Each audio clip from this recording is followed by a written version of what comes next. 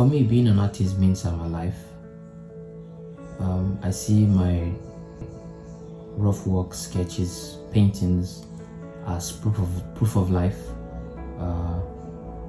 proof of what it means to be alive. I do not see a separation between these two concepts, art and life. I've always imagined somebody, say 100 years from now, stumbling upon my painting and being able to feel some of my essence on the canvas. It is incredibly gratifying to think of situations like that, and I think that is what motivates me a lot in art. I have a background in architecture, and I've always liked painting since I was a little boy. But I made the pivot to visual arts through love, I guess. Watching the woman that I loved paint was an endlessly fascinating process for me. It stimulated me in ways I had not felt before. And so she got me my first paint, my first canvas, and I made my first painting, and I haven't looked back ever since. I've studied, and I am still studying, old masters from the past. I try to mine their processes and techniques, but I wouldn't say I'm exactly inspired by them. I simply find their processes to be very important for my development, but not inspiring enough to affect the thought processes of my work. That's definitely Sacred Day of the Orisha. The sheer depth of that painting is so important to me. It is why I still have it, and I don't intend to let it go anytime soon. My deepest desire is to explore boundaries of culture, of time, to explore the ideas in those boundaries, to seek answers to so many unanswered things in the world. With Sacred Day of the Orisha, I was looking for contact with pre-colonial Yoruba energy, imagining what life must have been like for them before, the lives that they lived, how they must have thrived, because they were so in touch with nature, and I think nature is life. The painting was to commemorate the people for what they were before colonialism. So there's lots of conceptual foundation with this painting, lots of accidental compositions that I have a great feeling about. Because I was just focused on what the end product was supposed to look like for a while, and after taking a step back, I began to see a lot of things that made so much sense to me. In the studio, it's extremely difficult to keep track of my processes because I'm not even sure what they are. The studio is just a place where I can dissect my current reality without distractions, when it's just me and my mind. And this can lead me to open up a sketch pad and to recreate an image in my head, or to take paint and fling it on canvas in pastel style, or to get inspired to cover up a white canvas with burnt sienna and to see where that leads me from there.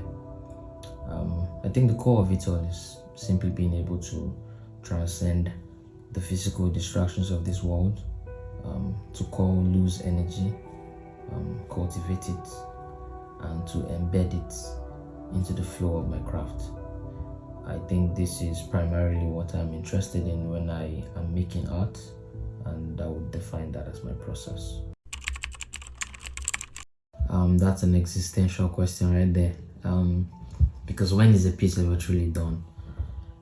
But I'd say a lot of my work is thought-based, and so I know when a piece is finally done when my thought process has moved completely uh, from this canvas onto the next.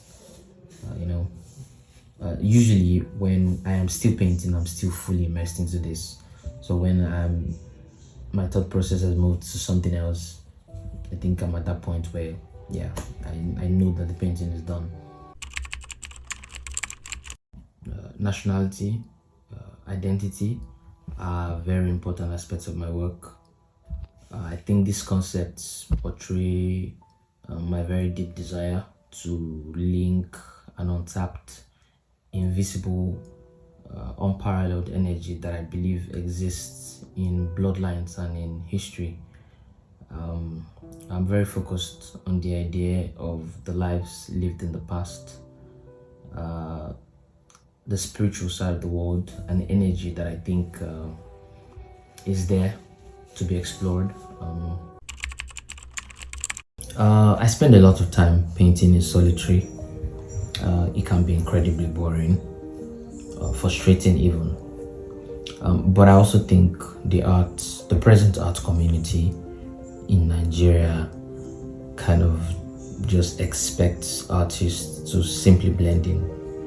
And I find that quite paradoxical to everything an artist is. To my younger self, I tell him that his superpower is his ability to absorb processes and information in remarkable speed, and he should just go ahead and paint, and imagine where he'd be in 4 or 5 years. And to other young artists that say, make art that's meaningful to you. We struggle, and myself included, with this glamour, visibility, and all of those. And so we sometimes forget to put a lot of focus on the art. It doesn't matter if you're not getting visibility, just make art that's meaningful to you. Make art that's meaningful to you. Make art that's meaningful to you.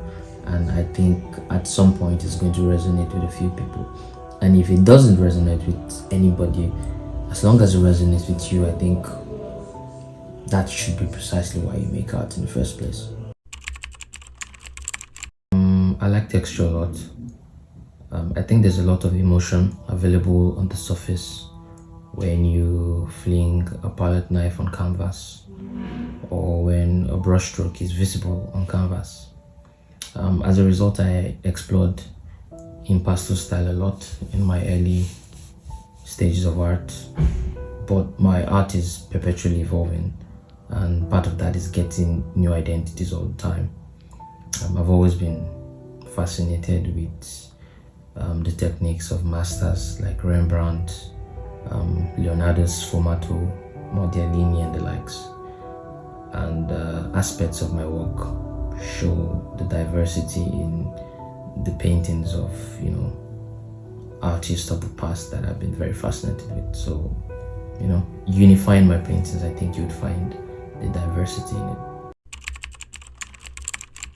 A friend once told me that there's a spirit in man, not one man, in every man, and that is the same spirit of God.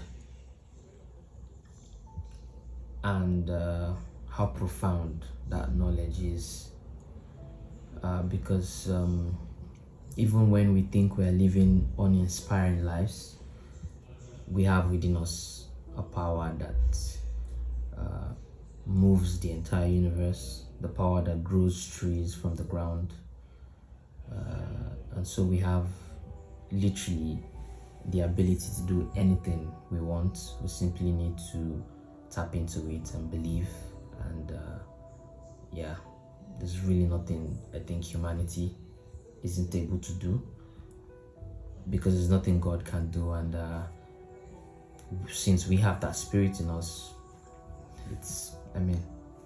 the translation is quite clear. And I really resonate with this kind of mindset, because sometimes when I'm trying to explore a new dimension of work, and your mind just begins to do the normal and tells you, I'm not sure you're ready to do this and all of those, and then I remember that I have this power inside of me, and I begin to fight back and say, you know what, I can, because I have this power inside of me. So it's a very positive, very positive mindset to have, and I think I'll recommend this to lots of people. I still do a lot of architecture work, as that is a strong passion of mine. But I've found that simply being in the creative space helps to preserve a lot of my ideas for when I want to paint. So typically after a very busy day, I always end up in the studio, and this is when I begin to disengage. I listen to a lot of soul and gospel music, but I can be very diverse with the kind of music I listen to. Some people have even said eccentric, but music is a universal language. It's food for the soul, so if it resonates with my soul, I'm listening to it. And also, I think the vibe